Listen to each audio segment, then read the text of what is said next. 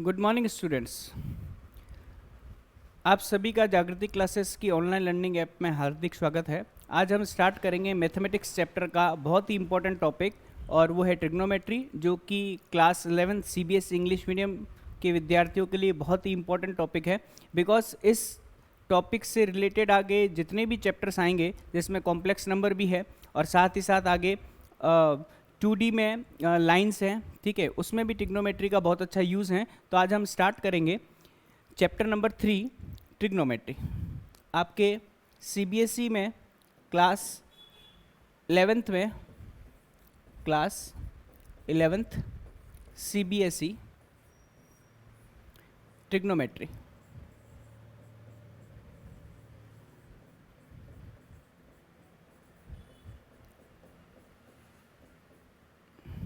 First of all, सबसे पहले हमें ट्रिग्नोमेट्री वर्ड का मीनिंग समझ में आना चाहिए, उसके बाद में ही हम आगे प्रोसीड करेंगे। ट्रिग्नोमेट्री जो है वो 3 वर्ड से मिलकर के बना है। ट्राई, सेकंड है गोनो और थर्ड वर्ड है metry, that is made by a specific word metron. अब देखिएगा, ट्राई का मतलब हम जानते हैं 3 रहता है, 3 होता है। गोनो का जो मतलब होता है वो होता है साइड्स, और मेट्रॉन जो है वो मेट्री जो है वो मेट्रॉन से आया है, इसका मतलब होता है मेजरमेंट। ओके, तो सबसे पहले 3 साइड्स वाला जो ज्योमेट्रिकल फिगर है, उसकी साइड्स और उसके एंगल के मिड में जो हम मेजरमेंट की स्टडी करते हैं, that is known as trigonometry. अब देखिएगा, 3 साइड वाले फिगर का मतलब क्या होगा। अगर मैं बात करूं कि एक ट्राइंगल है हमारे पास इस तरीके से, यहां से देखेंगे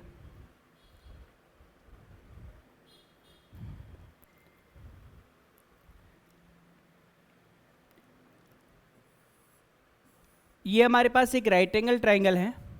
इस राइट एंगल ट्राइंगल का जो नाम है वो ABC है, ठीक है। अब सबसे पहले मैं 10th के बेसिक कॉन्सेप्ट्स को रिकॉल करूंगा। यहाँ पे हमारे पास यहाँ पर 3 साइड्स हैं और एक एंगल जो है वो 90 डिग्री है। Suppose that angle B is equals to 90 degree. अब यहाँ पर 3 टर्म्स डिफाइन होती है, ठीक है। एक होता है यहाँ पर परपेंडिकुलर, दूसरा होता है बेस और थर्ड होता है हाइपोटेनस। अब यहाँ से हमें डिसाइड करना पड़ेगा कि कौन सी साइड परपेंडिकुलर है, कौन सी साइड बेस है और कौन सी साइड हाइपोटेनस है, तभी आगे हम ट्रिग्नोमेट्री में प्रोसीड कर सकेंगे।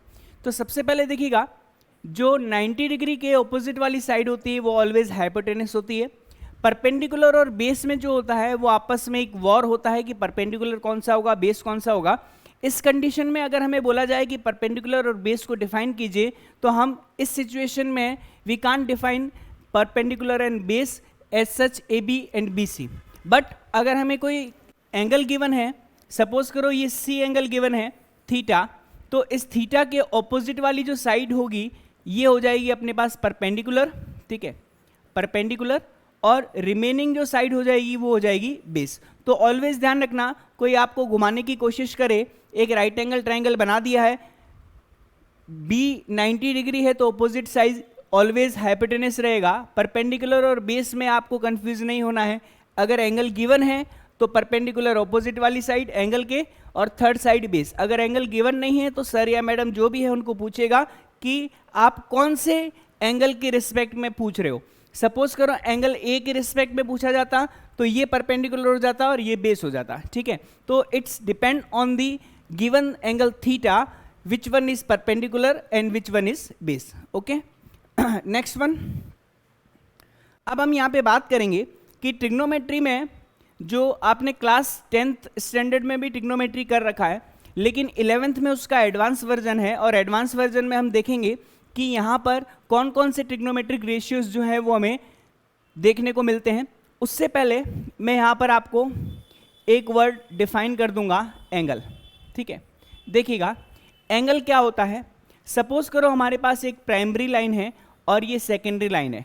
OA is nothing but primary line and OB is secondary line. If we make an angular change between primary line and secondary line, that angular change is called as theta. और इसी theta को हम क्या बोलते हैं, इन दोनों line के mid का एंगल. ठीक है, तो हम बोल सकते हैं एंगल क्या होगा, angular change. Angular change, angular change किसके बीच में, between primary and secondary line.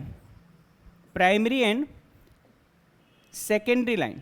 Okay, secondary lines. अब देखिएगा, इस थीटा को मेजर करने के दो तरीके होते हैं, दो मेथड होते हैं. एक रेडियन मेथड होता है, एक डिग्री मेथड होता है. आपने क्लास 10th में स्पेसिफिकली मैथमेटिक्स में डिग्री मेथड को यूज़ किया है, बट अब टाइम आ गया है कि हम उसके दूसरे और सेकंड और most important method radian method को भी यहाँ पे यूज में लें. ठीक है, तो अब देखिएगा, मेजरमेंट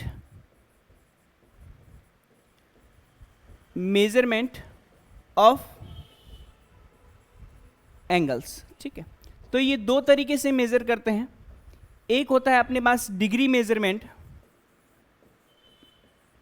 दूसरा होता है रेडियन मेजरमेंट. ठीक है, अब देखिएगा, ये दोनों ही किसी एंगल को मेजर करने की यूनिट होती है या प्रोसीजर होता है, मेथड होता है. अब डिग्री मेजरमेंट और रेडियन मेजरमेंट में क्या रिलेशन होता है, इसमें मैं एग्जांपल दे देता हूं. जैसे 30 डिग्री हुआ, 45 डिग्री हुआ, 60 डिग्री हुआ, 90 डिग्री हुआ, 180 डिग्री हुआ. तो ये सारे के सारे डिग्री में मेजर किए गए. ठीक है, अब मैं बात करूं, जैसे 30 डिग्री बात करूं तो कुछ इस तरीके से एंगल बनेगा, 45 की बात करूं तो कुछ ऐसा बनेगा, 60 की बात करूं तो कुछ ऐसा बनेगा, 90 कुछ ऐसा बनेगा, और 180 जो है वो कुछ ऐसा बनेगा. बट अगर हम बात करें, यहाँ मेंशन कर देते हैं 45, that is 60, that is 90 and that is nothing but 180 degree. अब सुनिएगा, अगर मैं बात करूं डिग्री मेजरमेंट की, तो डिग्री मेजरमेंट हमने देख लिया. अब बात करेंगे रेडियन मेजरमेंट की. तो इसमें जो मेजरमेंट होता है वो पाई की फॉर्मेट में होता है. जनरली, हमेशा जरूरी नहीं है, बट इन जनरल हम क्या करते हैं, पाई फॉर्मेट में एंगल को मेजर करते हैं. जैसे हमारा एंगल π/6 हुआ, π/3 हुआ, π/4 हुआ, π/2 हुआ, या फिर पाई हुआ. ठीक है, अब सबसे इंपॉर्टेंट चीज होती है कि इस डिग्री और रेडियन मेजरमेंट में क्या रिलेशन होता है, हम इन दोनों को आपस में कैसे कन्वर्ट कर सकते हैं. ये सबसे इंपॉर्टेंट और बेसिक यहाँ पर कॉन्सेप्ट रहेगा. ठीक है, तो हम बोल सकते हैं relation between degree and radian. देखिएगा, डिग्री एंड रेडियन के मिड में क्या रिलेशन होता है. अगर मैं बोलूं पाई रेडियन का जो वैल्यू होता है वो 180 डिग्री के इक्वल होता है.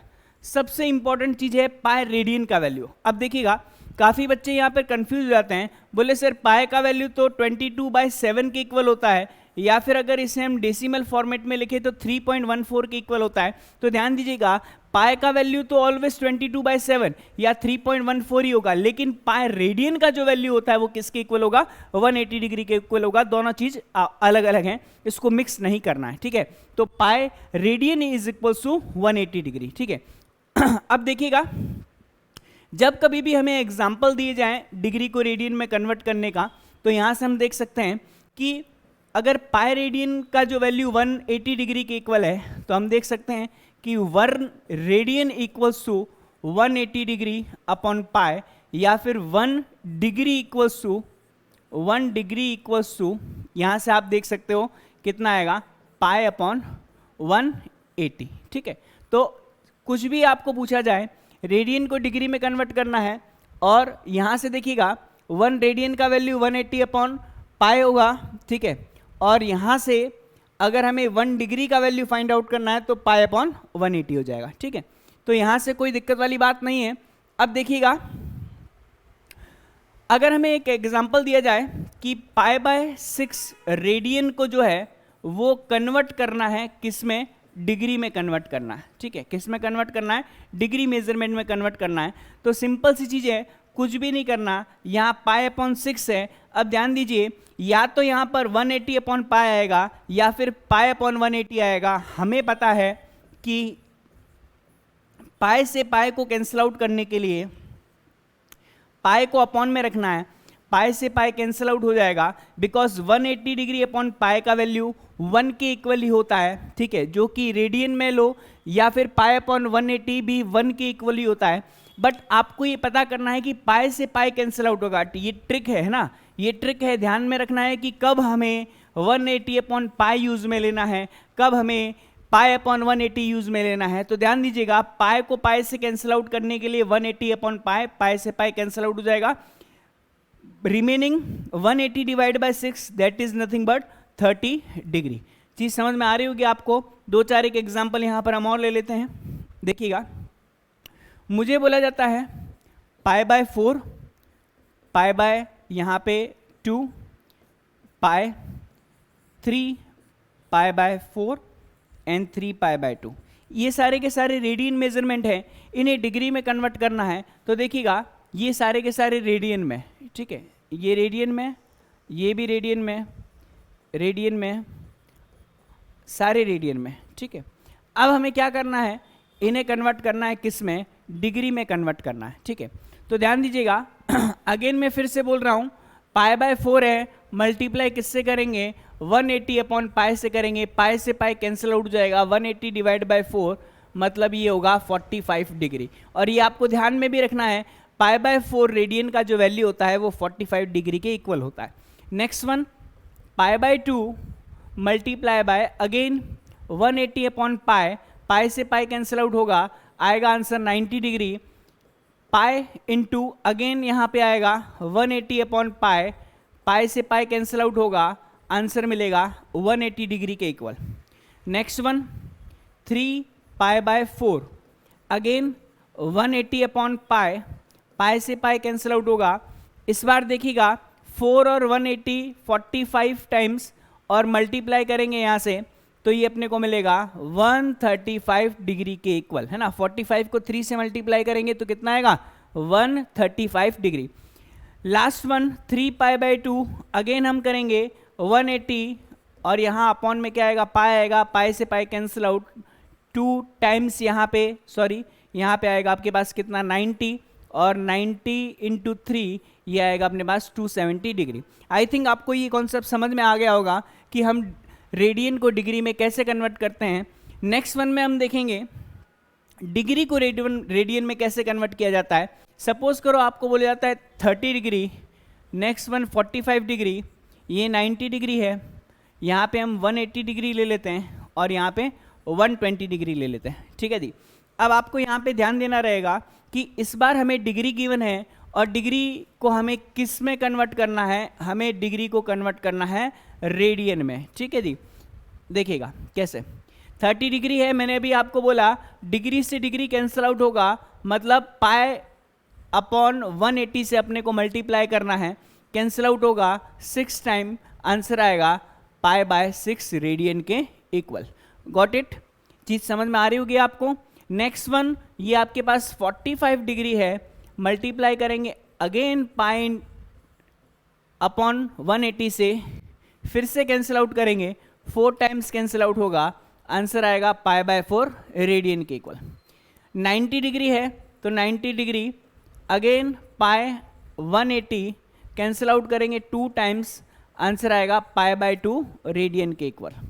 फिर 180 है, 180 इंटू पाई अपॉन 180, अगेन दोनों कैंसिल आउट होंगे, आंसर आएगा पाई रेडियन के इक्वल, ठीक है। एंड लास्ट वन 120 है, 120 को पाई 180 सॉल्व करेंगे, वैल्यू मिलेगा यहाँ से, आप देख सकते हैं किससे कैंसिल आउट हो रहा है, सबसे पहले 0 से 0 कैंसिल आउट हो गया, ठीक है। और मेरे हिसाब से ये 3 से और हो रहा है, 3 4 जा 12 और 3 6 जा, ठीक है।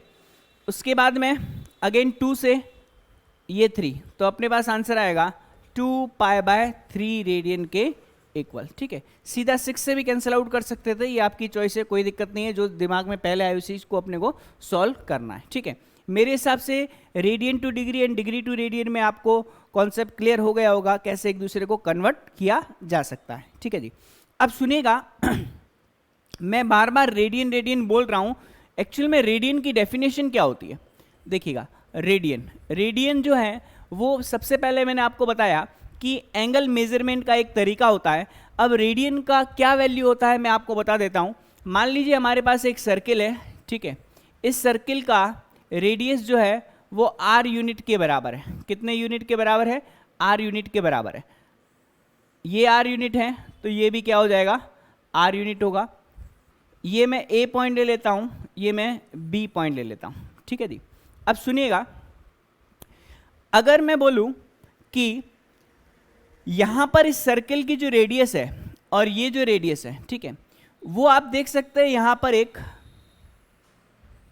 इस तरीके से एक आर्क बना रही है, ए बी आर्क बना रही है। ठीक है, अगर मैं बोलूं कि इस आर का वैल्यू 1 हो जाए, इस आर का वैल्यू भी 1 हो जाए, तो क्या होगा? इस 1 यूनिट सर्किल ने जो इसके सरकमफेरेंस पे आर्क कट किया है वो भी अगर 1 यूनिट के इक्वल हो, है ना, वो भी क्या हो? 1 यूनिट के इक्वल हो, तो जो सेंटर पे एंगल बनता है वो सेंटर पे एंगल किसके इक्वल होगा? 1 रेडियन के इक्वल होगा। बात समझ में आ रही? मतलब 1 यूनिट सर्किल के थ्रू अगर सरकमफेरेंस पे 1 यूनिट आर्क यहां पर बनाया जा रहा है, तो इस आर्क ने जो सेंटर पे एंगल बनाया है वो जो एंगल है वो 1 रेडियन के इक्वल होगा। क्लियर है? तो हम बोल सकते हैं an angle made by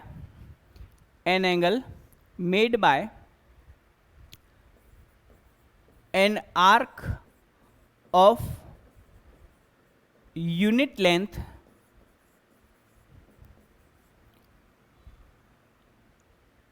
of a unit circle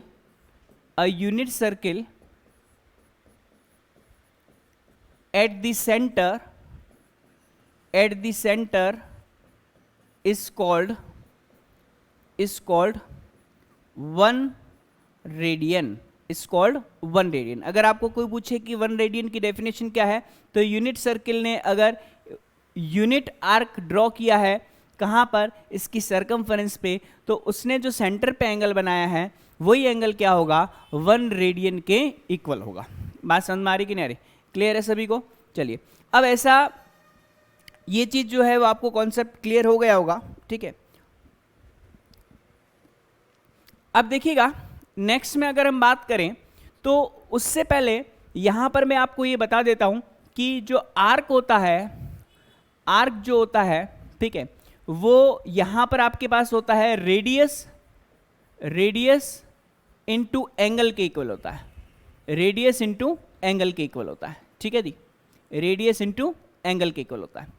अब सुनिएगा, ये एंगल जो है वो हमें ऑलवेज रेडियन में यहां पर मेजर होता है, तो एंगल का जो वैल्यू आएगा वो आएगा arc upon radius.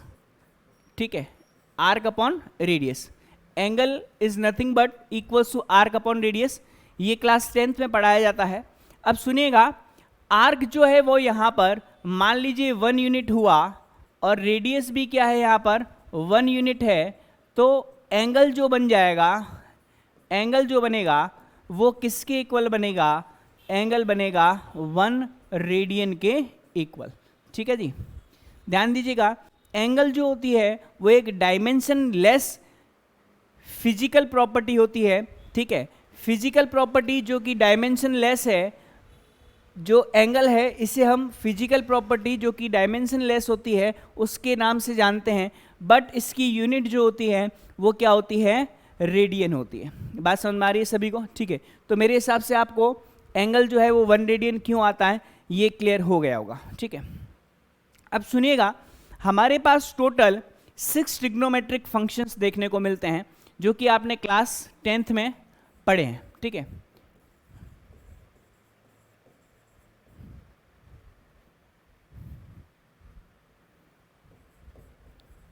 Trigonometric function, ठीक है,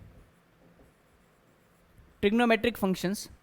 अब देखिएगा क्लास 10 तक आप इसको ट्रिग्नोमेट्रिक रेशियोस बोलते थे, लेकिन क्लास 11th में अब ये ट्रिग्नोमेट्रिक फंक्शंस बन जाएंगे। रीज़न क्या है कि ये एक फंक्शन की तरह काम करेंगे। आगे चल कर के मैं आपको बताऊंगा कि फंक्शन क्या होता है, इसका डोमेन क्या होता है, इसका रेंज क्या होता है, वो सब हम यहाँ पे डिस्कस करेंगे। बट हम देखते हैं ट्रिग्नोमेट्रिक फंक्शन। पहला कौन सा है अपने पास? पहला है साइन थीटा। दूसरा कौन सा है? Second one is cos theta. Third one is tan theta. Fourth one is cot theta. Fifth one is sec theta and sixth one cosec theta, ठीक है। अब देखिएगा किसी राइट एंगल ट्रायंगल में इनकी जो वैल्यूज़ हैं वो भी यहाँ पे रिकॉल करवा देता हूँ। क्लास 10th का ही कॉन्सेप्ट है। ABC है, ये अपने पास क्या है 90 डिग्री है। अब देखिएगा ये हाइपोटेनस हो जाएगा, ये परपेंडिकुलर होगा, ये बेस होगा अगर मैंने थीटा एंगल ये लिया है। अगर नहीं ले रखा है तो वो परपेंडिकुलर नहीं ले सकता, मैं पहले भी बता चुका हूँ। अब सुनिएगा साइन थीटा जो होता है वो परपेंडिकुलर अपॉन हाइपोटेनस, ये होता है बेस अपॉन हाइपोटेनस, ये होता है परपेंडिकुलर अपॉन बेस, ये होता है बेस अपॉन परपेंडिकुलर, ठीक है। ये आएगा अपने पास हाइपोटेनस अपॉन बेस और last one hypotenuse upon perpendicular. अब एक चीज़ आपको ध्यान में रखनी है कि इनकी कुछ प्रॉपर्टीज़ भी होती है। वो प्रॉपर्टीज़ क्या होती है मैं आपको यहाँ पे क्लियर कर देता हूँ। देखिएगा इनकी क्या प्रॉपर्टी है, देखना भाई, यहाँ से इसको अगर मैं बात करूं तो देखिएगा सबसे पहले फर्स्ट प्रॉपर्टी में अगर बात करूं मैं तो देखिएगा कि साइन थीटा जो है वह होता है 1 अपॉन कॉसेक थीटा के इक्वल। टेन थीटा जो होता है that is equal to 1 upon cot theta, और कॉस थीटा जो होता है वो 1 अपॉन सेक थीटा के इक्वल होता है। अब ये ज़्यादा बताने की जरूरत नहीं है, क्लास 10th में आपने रट लिया होगा, लेकिन यहाँ पर समझ लीजिए कि ऐसा क्यों होता है। Sine theta P upon H है, कहीं एच अपॉन पी दिखाई दे रहा है क्या? जी साहब 6 नंबर, डाउट यहीं पे क्लियर हो गया भाई। रटने का कोई काम नहीं है, पी अपॉन एच अपने पास और यहाँ पर क्या है एच अपॉन पी है। तो हम बोल सकते हैं कि साइन थीटा जो है वो कॉसेक थीटा का रेसिप्रोकल है। थोड़ा गौर से देखिएगा, यहाँ पर हमारे पास टेन थीटा है ना, टेन थीटा का वैल्यू परपेंडिकुलर अपॉन बेस, कहीं पे बेस अपॉन परपेंडिकुलर दिखाई दे रहा है क्या भाई? तो टेन थीटा और कॉट थीटा एक दूसरे के रेसिप्रोकल वैल्यू है, तो यहाँ पर tan theta reciprocal to cot theta. Cos theta का value 1 upon sec theta, B upon H, कहीं पे एच अपॉन बी दिखाई दे रहा है क्या? जी हाँ एच अपॉन बी दिखाई दे रहा है। बात समझ में आ रही होगी आपको। तो ये प्रॉपर्टी जो आपने रटी थी वो यहाँ पे आपने समझ ली। नेक्स्ट वन, टेन थीटा का value sine theta upon cos theta, और कॉट थीटा का जो वैल्यू है वो आता है अपने पास cos theta upon sine theta के इक्वल, ठीक है। रीजन वही है, sine theta P upon H होता है, कॉस थीटा जो होता है वो बी अपॉन एच होता है। एच से एच कैंसिल आउट हो जाएगा, पी अपॉन बी, गौर से देखिएगा कहीं पी अपॉन बी दिखाई दे रहा है क्या? पी अपॉन बी जो है वो टेन थीटा में दिखाई दे रहा है, इसीलिए P upon B equal to tan theta. उसी टाइप से cot theta cos upon sine, ये अपने पास आएगा बी अपॉन एच, और ये आएगा अपने पास क्या? P upon H. Again H से एच कैंसिल आउट हो जाएगा, बी अपॉन पी, कहीं बी अपॉन पी दिखाई दे रहा है क्या? जी हाँ कॉट थीटा में बी अपॉन पी दिखाई दे रहा है, ठीक है। नेक्स्ट इसके बाद में थर्ड प्रॉपर्टी आती है ट्रिग्नोमेट्री की। थर्ड वन ये होगी अपने पास आइडेंटिटीज, यहाँ से ये आइडेंटिटीज फर्स्ट है sine square theta plus cos square theta equals to क्या आएगा अपने पास? 1 आएगा, ठीक है। देखिएगा sine square theta plus cos square theta equals to क्या आएगा? 1 आएगा। अब ये याद तो कर लेते हैं, रट लेते हैं, लेकिन ऐसा क्यों होता है? Why sine square theta plus cos square theta equals to 1, तो इसका रीजन मैं आपको बता देता हूँ। सिंपल सी बात है कि हम यहाँ पर एक राइट एंगल ट्राइंगल लेंगे, ठीक है। राइट एंगल ट्राइंगल हमने लिया ABC, ये राइट एंगल ट्राइंगल है ABC, ठीक है। इस ABC में B एंगल 90 डिग्री है, ऑब्वियसली H ये हो जाएगा, P ये होगा, B ये होगा अगर एंगल ये थीटा है तो, ठीक है। अब देखिएगा यहाँ पर कि साइन स्क्वायर थीटा का मतलब क्या होता है? P upon H. Sine theta का मतलब P अपॉन एच, तो इसका स्क्वायर हो जाएगा। कॉस थीटा का मतलब B अपॉन क्या होता है? H होता है, तो इसका स्क्वायर हो जाएगा, ठीक है। अब ध्यान से देखिएगा परपेंडिकुलर क्या है भाई? इसमें AB है, H का जो वैल्यू है हाइपोटेनस जो है वो AC है, होल स्क्वायर होगा प्लस बी, बेस का जो वैल्यू है वो बी सी है, अपॉन एच का वैल्यू ए सी है, इसका होल स्क्वायर होगा। अब देखिएगा यहाँ पर ए बी स्क्वायर आएगा अपॉन ए सी स्क्वायर है, square both numerator and denominator में मिल जाएगा, यहाँ से बी सी स्क्वायर आएगा और ए सी स्क्वायर आएगा। अब देखिएगा, अब अगर मैं बात करूं दोनों के डिनोमिनेटर सेम है, एलसीएम ए सी स्क्वायर आएगा, न्यूमरेटर में आएगा ए बी स्क्वायर प्लस का क्या आएगा बी सी स्क्वायर आएगा। With the help of Pythagoras theorem we can say that perpendicular square plus base square is nothing but hypotenuse square, so both will be cancel out and we get the result equals to 1। Okay, तो ये चीज़ आपको clear हो गई होगी कि किसी भी right angle triangle में फर्स्ट इनइक्वालिटी हमने क्या करी है, फर्स्ट आइडेंटिटी। इनइक्वालिटी अलग होती है, ये क्या है आइडेंटिटी है, ये हमने यहाँ पर देखी है। अब देखिएगा नेक्स्ट हम बात करते हैं सेकंड वाली, है ना। सेकंड है 1 plus tan square theta equals to क्या है सेक स्क्वायर थीटा। ठीक है, इसका प्रूफ देख लीजिएगा। इसका प्रूफ कहाँ से लेके आएंगे हम लोग, कुछ भी नहीं है। फर्स्ट वाले को हमने क्या किया है, फर्स्ट वाले को हमने प्रूफ कर रखा है कि sine square theta plus cos square theta equals to क्या होता है 1 होता है। एक बार हम एक काम करेंगे, एक बार इस पूरे के पूरे टर्म को कॉस स्क्वायर थीटा से डिवाइड करेंगे। ध्यान से देखिएगा, किससे करेंगे, कॉस स्क्वायर थीटा से left hand side and right hand side को डिवाइड करेंगे। अगेन साइन अपॉन कॉस क्या मिल जाएगा हमें, टेन स्क्वायर थीटा, ये मिल जाएगा हमें 1 और ये अपने को मिल जाएगा सेक स्क्वायर थीटा के equal, because 1 upon cos theta equals to sec theta होता है, तो 1 upon cos square theta equals to sec square theta. ठीक है, next property 1 plus cot square theta that is equals to cosec square theta. देखिएगा, इसको proof करने के लिए भी वही काम में लेना है। हमारी फर्स्ट वाली आइडेंटिटी है sine square theta plus cos square theta equals to क्या है भाई 1, है ना। ये चीज़ मैं थोड़ी फास्ट करवा रहा हूँ, रीज़न क्या है, क्योंकि आपने क्लास 10 में पढ़ चुके हैं। क्विक रिवीजन के लिए मैं करवा रहा हूँ ताकि वापस से आप फेमिलियर हो जाएं, जो इतना थोड़ा ब्रेक आ गया था स्टडी में आपके। तो इस बार मैं एक काम करता हूँ कि इस पूरे को किससे डिवाइड करूँगा, इस बार इस पूरे को मैं साइन स्क्वायर थीटा से डिवाइड कर रहा हूँ। ठीक है, एक बार कॉस स्क्वायर थीटा से करना है, एक बार साइन स्क्वायर थीटा से करना है, इजीली प्रूफ हो जाएगा। ये 1 कॉस अपॉन साइन क्या होता है, कॉट होता है, स्क्वायर लगा हुआ है। 1 अपॉन साइन क्या होता है, कॉसेक होता है, तो ये कॉसेक स्क्वायर थीटा। 2 स्टेप में आपका आंसर आ जाएगा भैया ना, ज़्यादा मुश्किल वाली बात नहीं है, कोई हेक्टिक नहीं है यहाँ पे। तो मैंने ये आपको आइडेंटिटीज बता दी है। ठीक है, अब हम बात करेंगे कुछ फॉर्मूलाज के बारे में। ठीक है, और उन फॉर्मूलाज को भी आपको देखना है और उसको अच्छे से लर्न भी करना है। ठीक है, वो फॉर्मूलाज क्या है, फॉर्मूला से पहले मैं आपको एक एंगल की टेबल बनाना सिखाऊंगा। ठीक है, वो एंगल की टेबल जो है वो किस तरीके से आपको लर्न करनी है, ये आपको ध्यान में रखना है। ठीक है, तो सबसे पहले यहाँ पे देखिएगा,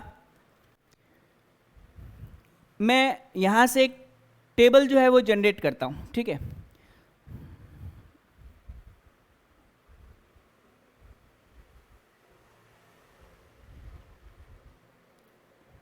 देखिएगा यहाँ से टेबल जो है वो जनरेट करते हैं हम लोग।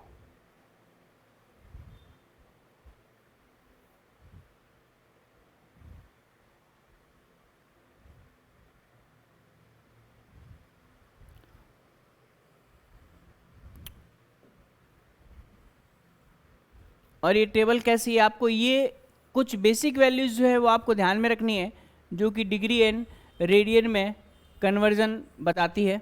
ठीक है, सबसे पहले आपको ध्यान रखना है 30 डिग्री को हम π/6 रेडियन कहते हैं, ये ध्यान होना चाहिए।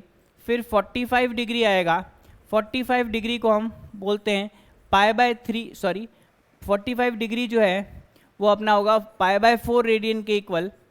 और 60 डिग्री जो आएगा वो आएगा π/3 रेडियन के इक्वल। ठीक है, फिर यहाँ से 90 डिग्री जो है वो आपको ध्यान रखना है π/2 रेडियन के इक्वल। और 180 डिग्री जो है वो आपको ध्यान रखना है π रेडियन के इक्वल। ये टेबल आपको ध्यान में रखनी। ठीक है, अगर ये टेबल आपको ध्यान में है तो आगे कोई भी मुश्किल वाली बात नहीं है, हम इजीली सारे एंगल्स को कन्वर्ट कर सकते हैं बहुत आसानी से, कोई दिक्कत नहीं आएगी। ठीक है, अब सुनिएगा, ट्रिग्नोमेट्री में हम आगे बढ़ने से पहले जो है मैं आपको फिर से बता देता हूँ कि नेक्स्ट क्लास में हम रेडियन डिग्री पर रिलेटेड क्वेश्चंस भी करेंगे, ठीक है। 1 रेडियन की एक्चुअल वैल्यू भी हम फाइंड आउट करेंगे, ठीक है। आज मैं आपको बेसिक कॉन्सेप्ट बता रहा हूँ, ठीक है, और उस बेसिक कॉन्सेप्ट को ही हम आगे क्या करेंगे, फॉलो करेंगे, ठीक है। तो देखिएगा यहाँ से कल हम क्वेश्चन आंसर करेंगे, अभी तक जो हमने पढ़ा है उसमें कल हम क्वेश्चन आंसर करेंगे, ठीक है। और यहाँ पर एक कॉन्सेप्ट और मैं आपको बता देता हूँ कि कैसे जो एंगल्स हैं वो एक दूसरे में कन्वर्ट होते हैं और वैल्यूज़ जो हैं वो अपने को कैसे लेकर के आनी होती है, ठीक है जी। तो आपको ये चीज़ पता होनी चाहिए कि हमें क्लास 10th में जो टेबल है वो टेबल जो है वो आपको अच्छे से लर्न होनी चाहिए, ठीक है। अगर वो टेबल लर्न नहीं है तो 11th में बहुत मुश्किल आने वाली है, ठीक है। तो मैं यहाँ पर लिख लेता हूँ ट्रिग्नोमेट्रिक फंक्शंस, ठीक है, और उससे रिलेटेड एंगल। देखिए ये 0 डिग्री बोलो या 0 रेडियन बोलो एक ही बात है। नेक्स्ट में 30 डिग्री बोलो या π/6 रेडियन बोलो, क्योंकि मैंने अभी आपको बताया। उसके बाद में 45 डिग्री बोलो या π/4 रेडियन बोलो एक ही बात है। नेक्स्ट में यहाँ पर 60 डिग्री बोलो या π/3 रेडियन बोलो एक ही बात है। 90 डिग्री बोलो या π/2 रेडियन बोलो एक ही बात है, ठीक है। टेबल्स जो है वो आपको ध्यान में रखनी पड़ेगी। सबसे पहले ट्रिग्नोमेट्रिक फंक्शन लेते हैं sine theta, after that cos theta, tan theta, cot theta, फिर आता है sec theta and last one cosec theta, ठीक है। ये अगर आपको टेबल लर्न नहीं है तो आप 11 ट्रिग्नोमेट्री में कुछ नहीं कर सकते। सबसे पहले आपको पता होना चाहिए साइन 0 का वैल्यू 0 होता है, 30 डिग्री का वैल्यू हाफ होता है, 45 का डिग्री का जो वैल्यू होता है वो 1/√2 होता है, 60 का √3/2 होता है, 90 का 1 होता है। कॉस के लिए जस्ट ऑपोजिट कर लेते हैं, ये 1 आएगा, √3/2 आएगा, 1/√2 आएगा, यहाँ से 1/2 आएगा और 0। Next tan theta sine upon cos होता है, 0/1 0 मिलेगा, टेन 0 का वैल्यू 0 होता है। टेन 30 डिग्री 1/√3 ये 1 आता है, ये अपने को मिलेगा √3 के इक्वल 1/0। 1/0 जो है वो इन्फिनिटी होता है ना। क्लास 10th में आप बोलते थे नॉट डिफाइंड, क्लास 11th में मैं बोल रहा हूँ इन्फिनिटी है ना, मतलब इन्फिनिटी भी हम पढ़ेंगे आगे, है ना। कॉट थीटा का वैल्यू जस्ट रेसिप्रोकल होता है टेन थीटा के, तो ये 0 है तो 1/0 इन्फिनिटी हो जाएगा। ये हमें मिलेगा √3 के इक्वल, 1 के इक्वल, ये मिलेगा 1/√3 के इक्वल और ये 0 के इक्वल। जैसे 1/0 इन्फिनिटी होता है तो 1/∞ का वैल्यू भी 0 के इक्वल। सेक थीटा रेसिप्रोकल होता है कॉस का, 1 का रेसिप्रोकल 1, ये हमें मिलेगा 2/√3, ये मिलेगा √2 के इक्वल, ये आएगा 2 के इक्वल और 1/0 that is equal to infinity. Cosec theta sine का रेसिप्रोकल इन्फिनिटी, ये आएगा 2, ये मिलेगा हमें √2, ये मिलेगा हमें 2/√3 और 1 का रेसिप्रोकल कितना होगा, 1 होगा। तो ये टेबल जो है वो मैंने फिर से बना दी यहाँ पर। क्लास 10th में आपने पढ़ी होगी, अच्छे से लर्न भी की होगी, बट अब आपको लर्न तो करना ही है। लेकिन काफ़ी बच्चे क्या होते हैं कि टीचर्स सिखाते हैं कि टेबल बनाओ, 0 1 2 3 4 लिखो, फिर 4 से डिवाइड करो, फिर स्क्वायर रूट लो। तो वो मेथड आपको प्रयोग में नहीं लेना है, वो मेथड यूज़ नहीं करना है। रीज़न क्या है, क्योंकि क्वेश्चन यहाँ से स्टार्ट होगा लेकिन उसका जो अप्रोच है वो बहुत आगे तक जाएगा। इसलिए आपको जब तक बेसिक वैल्यूज़ जो हैं वो याद नहीं है, आप ट्रिग्नोमेट्री में आगे नहीं बढ़ सकते हैं, ठीक है जी। अब देखिएगा नेक्स्ट में हम बात करें, यहाँ पर मैं आपको कुछ रूल्स बता रहा हूँ, उन रूल्स को भी ध्यान में रखना है, क्योंकि अभी तक हम 0 to 90 डिग्री के मिड में ही जी रहे थे। ये अपने पास 0 है और ये अपने पास π/2 है, ठीक है। अभी तक क्लास 10th में हम इस फर्स्ट क्वाड्रेंट में ही जी रहे थे।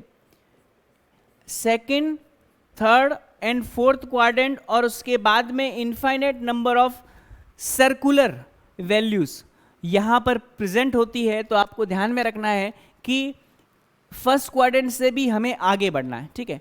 अब देखिएगा ये 0, ये π/2, यहाँ पर अपना जो वैल्यू आता है वो किसके इक्वल आता है, ये आता है पाई रेडियन के इक्वल, है ना। वो π/2 रेडियन है, दैट इज π/2 रेडियन। यहाँ पे अपने पास आता है 3π/2 रेडियन, ठीक है। और अगेन जब हम वापस यहाँ पे पहुँचेंगे, एक कंप्लीट सर्कल करेंगे तो ये मिलेगा हमें 2π रेडियन। क्लियर है भाई सभी को, है ना। अब ध्यान दीजिएगा, कुछ वैल्यूज में यहां पर आपको बता देता हूं क्या, थोड़ा सा गौर कीजिएगा, बहुत ही अच्छा कॉन्सेप्ट है। हम कर रहे हैं π/4 और उसके मल्टीपल्स, है ना। अब 11th का एक्चुअल कॉन्सेप्ट अब यहां से स्टार्ट होता है, ठीक है, π/4 और उसके मल्टीपल्स। तो देखिएगा, काउंटिंग आती है आप सभी को, है ना, क्लास 11th में आ गए हो, काउंटिंग तो आती होगी। देखिएगा, सबसे पहले हमने किया 0 से स्टार्ट, 0 से स्टार्ट किया तो ये π/4 1 टाइम, है ना। फिर ये π/4 कितना, 2 टाइम्स। अब देखो 2 से 4 कैंसिल आउट हो जाएगा, π/2 मिलेगा। बात समझ भाई, 2 के बाद में क्या आता है 3 π/4, 3 के बाद में क्या आता है 4, तो 4 π/4, 4 से 4 कैंसिल आउट हो जाएगा, ओनली पाई, ये रहा पाई। 4 के बाद में क्या आता है 5, तो ये 5 π/4। 5 के बाद में क्या आता है 6 π/4, 6 π/4 इज नथिंग बट 3 π/2। 6 के बाद में क्या आता है भाई 7 आता है, तो ये आपके पास 7 π/4। 7 के बाद में क्या आता है 8 आता है, तो यहाँ पर 8 π/4, 8 π/4 को हम क्या लिख सकते हैं 2 पाई लिख सकते हैं। बात समझ में आ रही कि नहीं आ रही, ठीक है। अब देखिएगा, बोले सर आपने ये सारी चीज क्यों बताई है ना, क्योंकि हम इस तरीके से चल रहे हैं, ठीक है। अब इन सारी चीजों का क्या यूज है वो भी हम देख लेते हैं, ठीक है। अगर मैं बोलूं sin π/4 का वैल्यू फाइंड आउट करना है ना, अभी आपको बताया था sin π/4 क्या होता है 1/√2, ठीक है। अब मैं बोलूं sin 3 π/4 का वैल्यू, sin 5 π/4 का वैल्यू और sin 7 π/4 का वैल्यू, ठीक है। अब इनके वैल्यूज हम कहां से लेकर के आएंगे, मैंने बोला था ना 11th अब स्टार्ट हो रहा है, ठीक है। तो सुनिएगा, π/4 आपको दिखाई दे रहा है, π/4 के जितने भी ऑड मल्टीपल्स होंगे अगर वो साइन में वैल्यू ले रहे हैं तो इन सभी का वैल्यू 1/√2 ही होगा। इन सभी का वैल्यू कितना होगा 1/√2 ही होगा। लेकिन रुकना, ये प्लस का होगा कि माइनस का होगा ये हमें चेक करना रहेगा, क्योंकि 0 to 90 तक तो क्या होता है सारे के सारे पॉजिटिव ही होते हैं। आपने देखा मैंने टेबल बनाई है, इस टेबल में कहीं पे भी नेगेटिव वैल्यू नहीं है ना, सारे पॉजिटिव हैं। अब देखिएगा, इनमें से हमें चेक करना है कि कौन से पॉजिटिव होंगे, तो उसका मैं रूल बता देता हूं। आफ्टर स्कूल टू कोचिंग, ए का मतलब ऑल, एस का मतलब साइन, साइन का भाई कोसेक, टी का मतलब टेन, टेन का भाई जो है वो कॉट है, फिर सी, सी का मतलब कॉस, कॉस का भाई जो है वो सेक है, ठीक है। तो देखिएगा, ऑल का मतलब होगा जितने भी 6 ट्रिग्नोमेट्रिक फंक्शन है, साइन, कॉस, टेन, कॉट, सेक और कोसेक, जितने भी 6 ट्रिग्नोमेट्रिक फंक्शन है वो फर्स्ट क्वाड्रेंट में पॉजिटिव है, और जो जहां पे लिखा हुआ है वो वहां पे क्या होगा पॉजिटिव होगा। बात समझ में आ रही कि नहीं आ रही, क्लियर है सभी को। अब सुनिएगा, साइन π/4 का वैल्यू, साइन π/4 चेक करो, π/4 कौन से क्वाड्रेंट है फर्स्ट क्वाड्रेंट में है, इसका मतलब साइन तो क्या सारे के सारे फर्स्ट क्वाड्रेंट में पॉजिटिव होते हैं, तो इसका वैल्यू क्या आएगा प्लस का 1/√2। अब बात करेंगे साइन 3 π/4 की, 3 π/4 चेक करो सेकंड क्वाड्रेंट में है, सेकंड क्वाड्रेंट में साइन और कोसेक पॉजिटिव होता है, तो ये भी क्या होगा पॉजिटिव होगा। दिखाई दे रहा है 3 π/4 साइन और कोसेक पॉजिटिव है, तो साइन 3 π/4 पॉजिटिव 1/√2। फिर 5 π/4 की बात करें तो साइन थर्ड क्वाड्रेंट में नेगेटिव होता है, बिकॉज यहां पर किसका रूल है, यहां पर रूल कर रहा है टेन और कॉट, तो थर्ड क्वाड्रेंट में साइन नेगेटिव होगा। और फोर्थ क्वाड्रेंट में कॉस और सेक पॉजिटिव है, मतलब साइन को नेगेटिव होना पड़ेगा। इसका मतलब ये हमारी वैल्यूज 1/√2 तो आएगी, 2 क्वाड्रेंट में पॉजिटिव आ रही है और 2 क्वाड्रेंट में क्या आ रही है नेगेटिव आ रही है ना, ये प्लस है। 2 क्वाड्रेंट में पॉजिटिव और 2 क्वाड्रेंट में नेगेटिव आ रही है, ठीक है जी। तो इस तरीके से हम वैल्यूज फाइंड आउट कर सकते हैं। एक एग्जांपल मैं और देता हूं आपको, किसका, कॉस का, ध्यान देना भाई। मैं पूछ रहा हूं कॉस π/4 का वैल्यू, फिर कॉस 3 π/4 का वैल्यू, कॉस 5 π/4 का वैल्यू और कॉस 7 पाई बाय 4 का वैल्यू। इन सब की वैल्यूज़ जो है वो हमें बतानी है, ठीक है। तो सबसे पहले कॉस पाई बाय 4 तो 1/√2 होगा, मतलब सारी वैल्यूज़ जो है वो पाई बाय 4 का मल्टीपल है, आंसर तो 1/√2 ही आएगा। अरे बात समझ में आ रही कि नहीं रही? आंसर तो 1/√2 ही आएगा, लेकिन प्लस का आएगा कि माइनस का आएगा, आफ्टर स्कूल टू कोचिंग बताएगा। ध्यान रखना, एक तो फर्स्ट क्वाड्रेंट में कॉस पॉजिटिव है, एक फोर्थ क्वाड्रेंट में कॉस पॉजिटिव है, मतलब पाई बाय 4 और 7 पाई बाय 4 के लिए पॉजिटिव रहेगा, बाकी दोनों के लिए क्या रहेगा? नेगेटिव रहेगा। तो पाई बाय 4 और 7 पाई बाय 4 के लिए पॉजिटिव और बाकी दोनों के लिए वैल्यू नेगेटिव, क्योंकि बाकी दोनों value second and third quadrant में आ रही है। तो सेकेंड एंड थर्ड क्वाड्रेंट में तो कॉस और सेक दोनों ही नेगेटिव है, हम यहाँ कॉस की बात करें। अब देखिएगा, आज का जो आपका होमवर्क है वो मैं आपको दे देता हूँ। नेक्स्ट क्लास से पहले ये चीज़ आपकी हो जानी चाहिए। 10 पाई by 4, 10 3 pi by 4, 10 5 pi by 4, 10 7 pi by 4, ठीक है। उसी टाइप से आपको सेक में भी करना है, उसी तरीके से आपको कोसेक में भी करना है, उसी तरीके से आपको कॉट में, मतलब सेक पाई बाय 4, 3 पाई बाय 4, यहाँ से 5 पाई बाय 4 और 7 पाई बाय 4, इसमें भी सेम टू सेम एंगल लेने। तो ये आपके टोटल सेट कितने हो जाएंगे? क्वेश्चन होंगे 4 + 4 + 4 + 4, टोटल 16 क्वेश्चन हो जाएंगे। तो नेक्स्ट क्लास से पहले ये चीज़ें आप क्लियर करके रखना, आगे हम और ऐसी इंटरेस्टिंग चीज़ें पढ़ेंगे। अगर आपको ये वीडियो अच्छा लगा हो तो इसको लाइक कीजिए, शेयर कीजिए, और ऑनलाइन जागृति क्लासेस द्वारा चलाई जा रही ऑनलाइन लर्निंग ऐप को डाउनलोड कीजिए और दूसरों को भी शेयर कीजिए। आज के लिए इतना बहुत है। Thank you very much.